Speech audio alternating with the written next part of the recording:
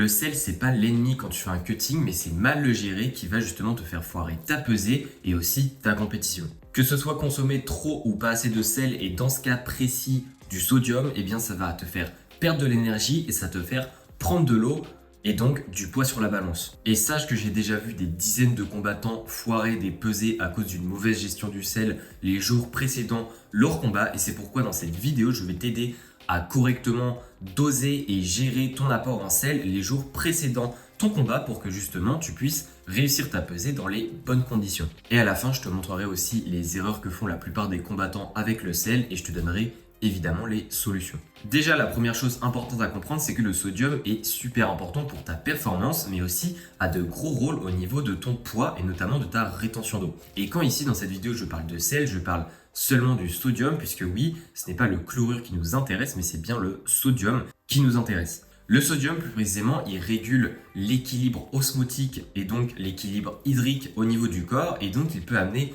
à la fois une rétention d'eau, mais aussi à de l'excrétion accentuée d'eau au niveau du corps et donc à une perte de poids. Mais il n'a pas que des rôles là-dedans, il a aussi un rôle en lien avec la contraction musculaire et il a aussi des rôles un peu dans le nerveux. Et donc si tu gères mal ton apport en sodium durant les jours précédant ton combat, eh bien ça peut t'amener à la fois à des problèmes au niveau de la fatigue, donc notamment en lien avec le côté musculaire, le côté nerveux, mais aussi des problèmes de poids, donc notamment en lien avec l'équilibre hydrique, puisque ça peut te faire prendre 1 voire 2 kg de rétention d'eau. Sauf que c'est plus compliqué que ça, puisque si tu coupes le sodium très brutalement, donc tu le diminues du jour au lendemain alors que tu en mangeais de base beaucoup, eh bien ton corps va faire l'inverse que ce que tu veux qu'il fasse. C'est-à-dire qu'il va retenir l'eau dans ton corps, puisque si tu diminues très très vite, il va se mettre un peu en instinct de survie et donc il va essayer de conserver l'eau comme possible, et ça va faire que tu vas faire de la rétention d'eau alors que tu as seulement quelques jours avant ton combat et que ça se passe du coup pas du tout comme prévu et que ton poids ne diminue pas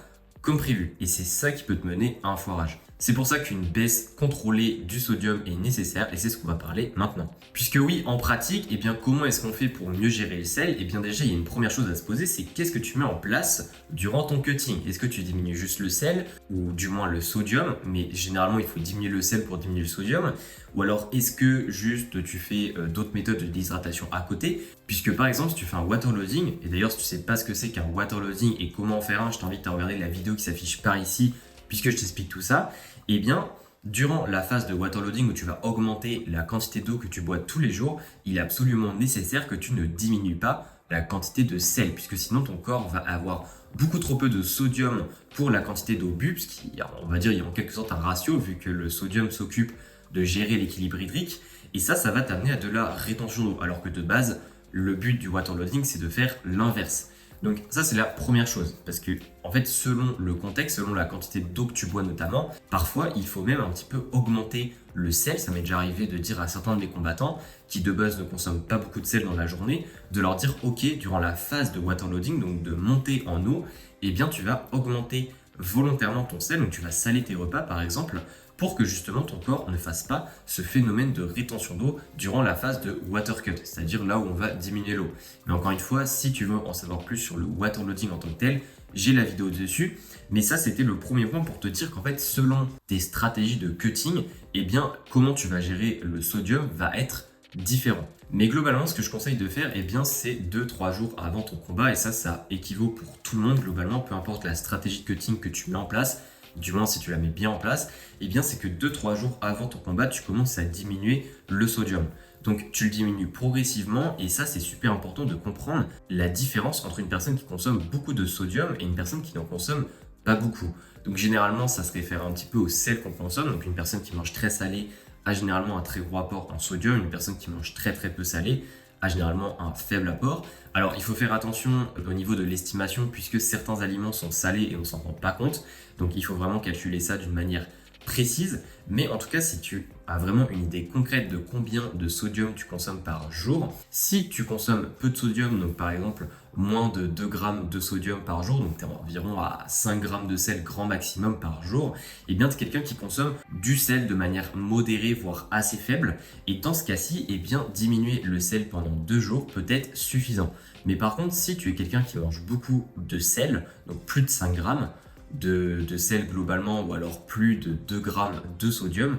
eh bien il faut que tu diminues pendant au moins 3 jours ton sodium, puisque si tu diminues en 2 jours, ça risque d'être un petit peu trop brutal et tu as un risque de rétention d'eau, et justement le jour J de ton combat, et ça peut faire foirer ta pesée. En termes d'objectifs, il faut que tu te dises que la veille du combat, l'objectif c'est d'être à 1 ou 2 grammes de sodium grand maximum, et si possible, plutôt autour de 1 gramme de sodium. Donc par exemple, si tu es quelqu'un de base qui mange déjà 2 grammes de sodium maximum, en fait tu vois que l'écart n'est pas énorme et qu'en 2 jours ça peut très très bien se faire. Par contre, si tu es quelqu'un qui mange par exemple 3-4 grammes de sodium, eh bien oui, passer de 4 grammes à 1 gramme en 3 jours, c'est peut-être plus judicieux, puisque comme ça tu peux diminuer, mettons, 1 gramme par jour, donc tu passes après à 3 grammes le premier jour, ensuite à 2 grammes le deuxième jour, et au troisième jour tu passes à 1 gramme, et donc ton corps ne va pas faire ce fameux effet de rétention d'eau, et il va justement à la place excréter davantage d'eau et tu vas perdre davantage de poids. Alors aussi, comment tu mets en place cette diminution du sel, parce que je t'en parle, mais en pratique, comment est-ce qu'on fait? Eh bien, c'est pas si compliqué que ça. Déjà, si tu sales tes repas, ne pas le faire. Ensuite, la deuxième chose, c'est évidemment regarder au préalable les aliments que tu consommes tous les jours,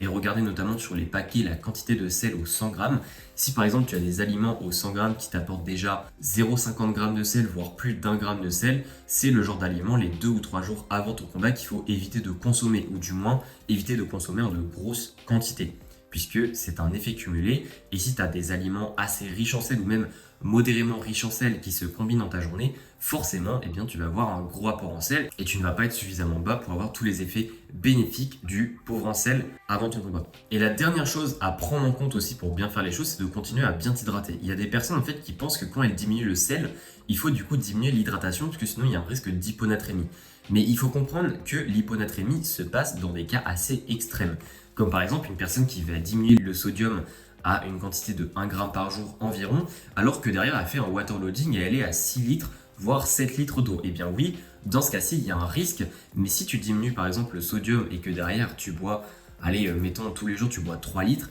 non, il n'y a pas de risque et c'est pas en 1 ou 2 journées où tu vas avoir des gros soucis. Encore une fois, il faut évidemment écouter ton corps, et si tu as des ressentis, des signaux qui te font dire que tu te sens pas très bien, fatigué, etc.,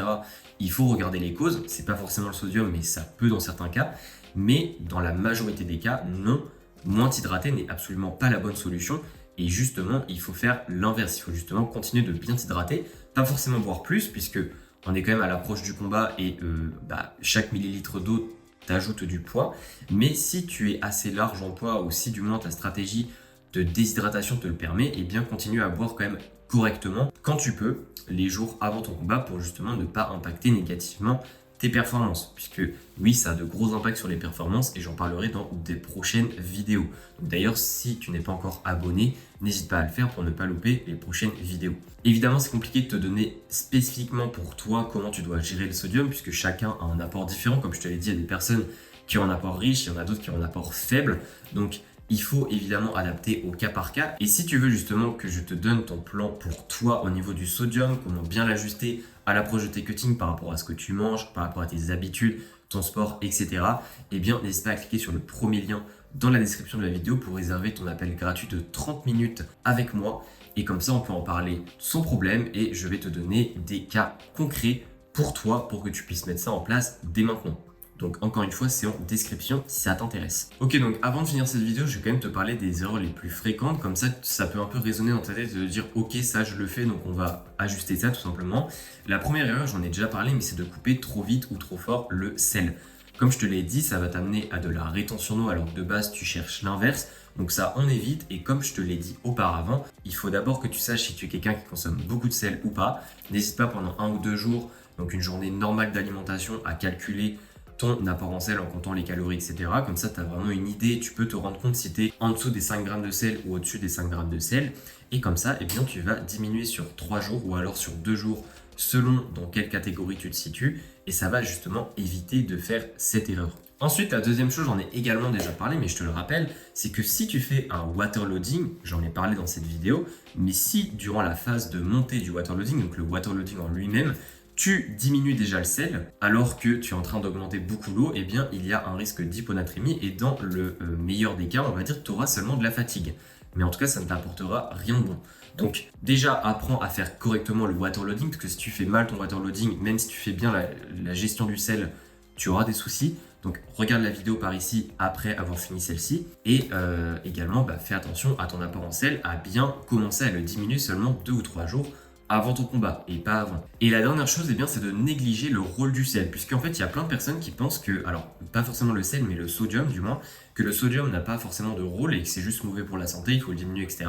Mais il y a quand même des rôles au niveau de la pression artérielle, bref, des choses en fait qui font que si le jour J, t'as vraiment mal fait les choses, tu peux carrément faire un malaise et donc ne pas du tout combattre. Et c'est déjà arrivé à plusieurs combattants, donc je t'invite à éviter d'arriver à ce cas-ci et de comprendre en fait que le sodium a beaucoup de rôles dans le corps, nerveux, musculaire, tout ce qui est pression artérielle, et qu'il y a des personnes en fait qui réagissent encore plus à des diminutions ou à des augmentations de sodium, c'est ce qu'on appelle en fait des gens répondants au sodium. Donc par exemple quand on parle d'hypertension avec le sel, en fait c'est parce qu'il y a la moitié de la population environ qui est ce qu'on appelle répondant au sodium, c'est-à-dire en fait que oui, le sodium d'une certaine façon a un impact sur leur pression artérielle, mais il y a d'autres personnes où ça n'a pas du tout d'impact. Et donc, si toi tu es quelqu'un de répondant, eh bien oui, certes, ça peut t'amener à de l'hypertension si tu consommes trop de sodium, mais si tu en consommes vraiment pas assez, ça peut t'amener au cas inverse. Donc ça, c'est vraiment quelque chose à faire attention, puisque eh bien, si tu fais une hypotension le jour J ou même les jours précédents ton combat, ça te met pas du tout dans une bonne condition pour justement être au top le jour J et pour combattre le jour J. Alors évidemment dans cette vidéo je n'ai pas parlé de comment bien récupérer après ta pesée, puisque oui, après la pesée il ne faut pas continuer à faire du pauvre en sel, c'est un petit peu l'inverse,